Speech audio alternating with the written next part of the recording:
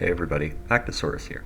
Just a couple of days ago, Universal released the first official trailer for Jurassic World Rebirth, and it has me incredibly hyped. So today, I'll be going through the trailer frame by frame to point out some of the hidden details that you may have missed, and of course also just comment on the big things that are really cool. Now before we get started, I want to tell you that I now have a community Discord server.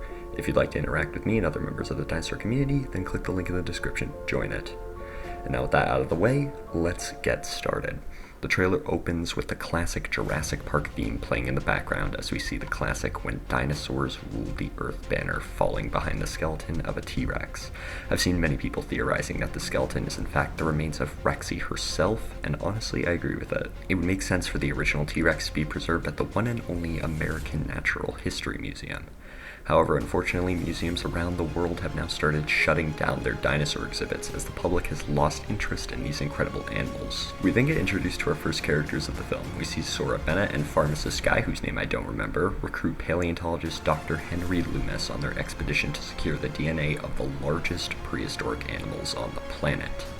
We then get the full reveal of what one of these creatures is, that being the Titanosaurus. And I just have to say I really like this design. It's incredibly colorful compared to the other sauropods previously seen in this franchise, and I really like the speculative fins they gave it, even if they aren't the most accurate.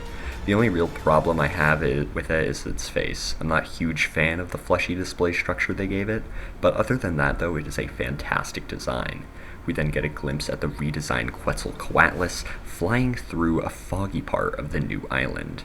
After a really nice looking Universal logo pops up, we are now in Suriname, where we meet another protagonist, Duncan Kincaid, a friend of Zora's who will be coming along to help get the dinosaur's DNA. In the background of where Zora is sitting, we can also see a massive set of Megalodon jaws. Now, I don't think this means that Megalodon will be appearing in the film. I just believe that these are here because, well, for the fact that they look cool. Duncan then gives us information on where this new island is located, that being near Barbados. So we know for a fact that this will not be one of the islands of Los Cinco Muertes, as they are located in the Pacific, whereas Barbados is in the Atlantic Ocean. The trailer then gives us some really cool scenery of the abandoned facility. Just seconds later, Zora says that this new island was the research facility for the original Jurassic Park. This moves into a scene that is very reminiscent of the scene from Jurassic Park 3. Inside of this broken down laboratory that we saw just a few frames earlier, we get a couple of failed experiments, including what looks to be an embryo of some kind of ceratopsian, as well as a two-headed velociraptor. We then get to see the crew preparing to get the DNA of the Quetzalcoatlus from one of its eggs. As Loomis is extracting the DNA from the egg, the adult Quetz comes in to protect its nest.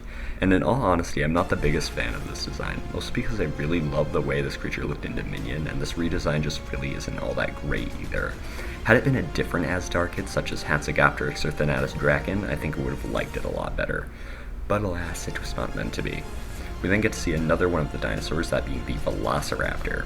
Now they only show the animal's feet, which is in reference to the kitchen scene from the original film, but I feel like they hid it for more than just this reason. Feet look very bird-like to me. It's not like any design the raptors have previously had. I feel like the reason they're hiding it is because it's going to be fully feathered. If that ends up being the case, then that would make me very happy. However, things quickly take a turn as this monstrous foot moves into frame. Just a few shots later, we get to see what this animal is. That being the rumored mutant dinosaur known as the D-Rex. Now, I have some very mixed feelings about our D-Rex. On one hand, I think that it's a really cool design for a monster. It's huge and has a really freaky looking design. However, I don't know how I feel about it being in a Jurassic movie. But who knows, I could walk out of the theater being very pleased with how they used it. We'll just have to wait and see. We then get to see a few scenes at night of the crew walking through more of the abandoned facility. This is likely where our funny looking friend escapes. Immediately after that, we get to see the Dilophosaurus. It looks bigger than it did in Jurassic Park and Dominion, so maybe this guy will be having an improved design as well.